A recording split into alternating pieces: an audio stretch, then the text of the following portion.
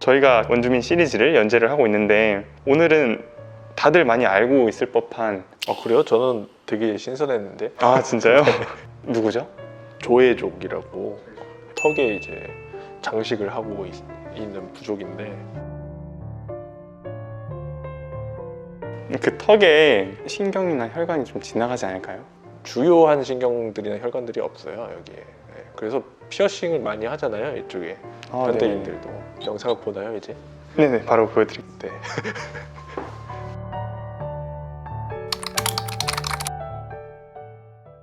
이 깊고 험한 열대 정글에서 아마존 부족이에요. 그들이 지키고 싶은 삶은 무엇일까?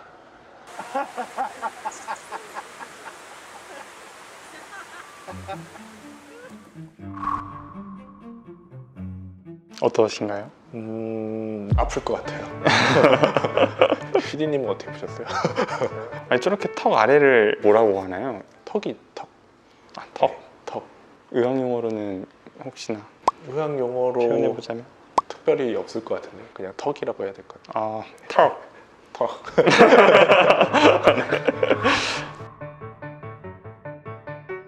근데 저렇게 치아를 뽑지 않은 상태에서 이빨을 밀어 넣는 거잖아요. 앞니 4개 정도를.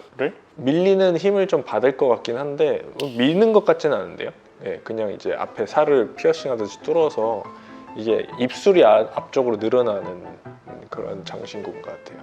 근데 이제 앞에 큰 덩어리가 있으니까 부족분들 보면 윗니가 요 뽀뚜루에 닿는 그런 조합을 좀 갖고 있었거든요. 이렇게 되면은 이제 앞니 각도에 따라서 예를 들어서 뽀뚜루가 이렇게 윗면이 판판한데 이렇게 만나면 더 앞으로 가려는 힘을 받을 거고요. 치아가 이렇게 만나는 분들은 이제 안쪽으로 좀 들어오려는 힘을 받았겠죠. 그러면 이제 윗니 아랫니가 좀 제대로 맞물리지 않는 효과를 또 가져올 수 있어요. 부족의 상징인 뽀뚜루는 영구치가 날 무렵부터 끼우기 시작합니다. 영구치가 나오는 시점부터 끼운다고 하니까 정말 어릴 때부터. 이제 유치는 아주 어렸을 때부터 나서 20개거든요. 유치도 앞니가 있고 송곳니가 있고 어금니가 있고 그래서 4분할 했을 때 5개씩. 네, 그래서 20개가 나는데 6살 때 그 5개 쪽 있잖아요. 5개 뒤로 6번째 치아가 나와요. 이게 영구치 나오는 거거든요. 그게 대충 만 6세 전후로 나타나요. 그때부터 어금니가 제일 먼저 나오고 앞니가 나오는데 앞니 영구치가 아래 앞니가 먼저 나오게 돼 있어요. 그래서 이 영상 속에서 영구치 나올 때쯤 뽀뚜루를 끼운다라고 했는데 아래 앞니가 먼저 나오긴 하니까 그 시기에 할 수도 있겠다라는 생각은 드는데 그거보다는 조금 더 치아가 나온 다음에 하지 않았을까.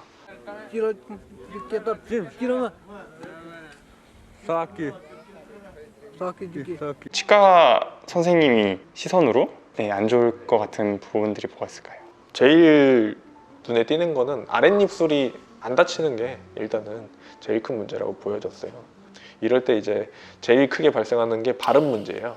순치 마찰음이 잘 안 됩니다. 순치 마찰. 순치 마찰음. 입술 순 치아 할 때 치인데 입술과 치아가 마찰되는 뭔 것 같으세요? 미음. 할 때 F나 V 발음. 이게 순치 마찰음인데 이게 치과에서 알고 있어야 될 소리예요. 이게 우리 교정학에 있는 교정과에서 배우는 음들인데 한글에만 적용이 되는 게 아니라 온 나라에. 그렇죠. 영어에도 적용되는 거죠. 왜냐면 아까 제가 F나 V 발음이라고 했잖아요. 네. 가수, 래퍼, 그 이제 아나운서나 뭐 승무원 이렇게 발음이 좀 필요하신 분들 교정하러 많이 오시겠네요. 그렇죠. 이제 이런 분들은 발음 개선의 목적으로 교정 진료를 할 수 있습니다. 이런 것도 있어요. 치과 쪽에서 좀 생각을 해보면은 교정 치료하거나 앞니 어떤 보철 치료하거나 틀니 치료할 때 틀니도 이제 부피가 너무 크거나 하면은 입술이 위치가 바뀌거나 아랫니들의 관계가 바뀌거든요. 틀니나 임플란트나 앞니 치료를 받고 나서 발음이 안 되는 경우가 있어요. 임플란트를 받고 임플란트를 앞니에 받거나 하셨는데 왜냐면은 앞니 위치가 바뀔 수 있잖아요. 치료를 다시 받고 나서. 그랬을 때 이런 발음이 힘든 위치로 설정이 돼 버리면은 이런 발음이 갑자기 안 돼요. 혀가 왜냐면 공간이 답답해질 수 있거든요. 아니면 너무 넓어지거나. 그럼 임플란트도 그런 부분도 조금 고려를 해가지고. 네, 맞아요. 네. 주로 저희는 이제 윗니, 아랫니가 맞물리는 그 각도나 위치 정도만 이제 먼저 신경을 쓰거든요. 근데 이제 어떤 분들은 조금만 두꺼워져도 혀가 막 답답해서 발음이 전혀 안 된다 라고 말씀하실 때가 있어요. 이런 분들은 이제 뭐 보철물을 임시로 만들어서 혀에 맞는 공간을 찾아줘서 조금씩 수정하면서 보철물을 완성한다든가 이런 과정이 좀 필요하겠습니다. 그리고 또 마지막 특징을 한번 보면은 이 잇몸 사이랑 치아랑 뭔가 되게 허약해 보이고. 잇몸이 많이 보인다고 말씀하시는 거죠? 네네, 엄청 많이 보이더라고요. 저도 몇 가지 봤는데 이거 거미 스마일이라고 하거든요. 거미 스마일. 거미 스마일. 그러니까 우리말로 하면은 잇몸 미소 같은 거죠. 잇몸이 크다는 거는 잇몸 뼈가 크다는 거거든요. 크고 상대적으로 치아가 작다는 얘기인데 공간이 많이 남아서 치아 사이가 많이 벌어져 있는 분들이 많아요. 궁금한 점이 생겼는데 잇몸뼈가 만약에 부러진다? 네. 그런 경우가 있나요? 잇몸뼈 부러질 수 있습니다. 다칠 때죠, 보통. 앞니만 다쳐도 잇몸뼈가 같이 부러질 수 있어요. 여기를 이렇게 부딪히면 뿌리가 앞으로 튀어나가려고 하잖아요.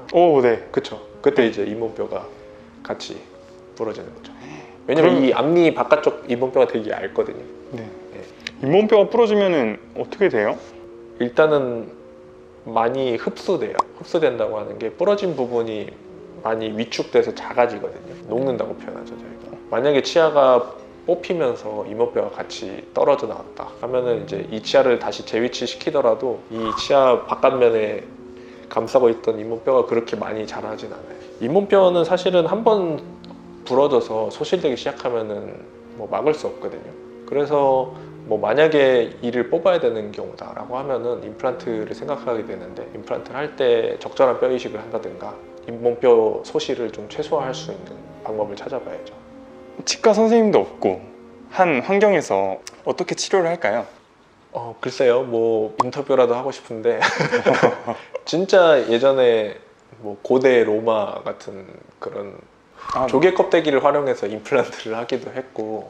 조개 껍데기를. 근데 이런 것들은 사실 엄청난 통증을 동반할 거라서 조회족들이 할 것 같지는 않고요.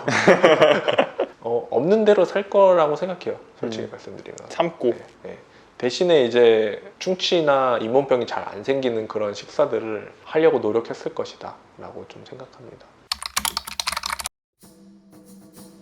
아랫입술이 늘어나서 입술이 폐쇄가 되지 않으면서 생기는 문제들을 부종교합을 갖고 있는 분들과 어떤 치과 치료를 받고 계시는 분들의 비교해 봤어요. 발음 문제에 대해서 한번 얘기해 봤고요.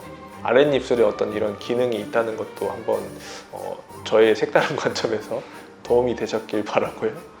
저희 관점이 좀 신선했다면 구독과 좋아요, 네, 알림 설정까지 부탁드립니다. 다음에 또 다른 부족으로 만나보겠습니다. 감사합니다.